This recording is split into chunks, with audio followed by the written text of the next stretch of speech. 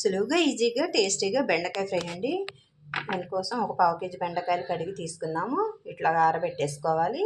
ఇటు ఇటు కట్ చేసుకొని రెడీ చేసుకోవాలండి. ఈ విధంగా కట్ చేసేసుకోవాలండి. ఇట్లా పొడవుగా ఆఫ్ చేసేసి దాన్ని 3 ముక్కల కింద చేసేసుకుంటే ఇట్లా పొడవుగా నీట్గా కట్ అయిపోతాయండి. చక్కగా ఇలా కట్ చేసి పెట్టేసుకొని ఇప్పుడు వీటికి మసాలా తయారు చేసుకుందాం. ఒక బౌల్ తీసుకొని అందులోనికి 2 టేబుల్ స్పూన్ల శనగపిండి వేసుకోవాలి. 1 స్పూను కార్న్ఫ్లోర్ తీసుకోవాలి. ఇందులోనికి 1/2 టేబుల్ స్పూను సాల్ట్ తీసుకోవాలి. ఇందులోనికి 2 టేబుల్ స్పూన్ల బియ్యం పిండి తీసుకోవాలి.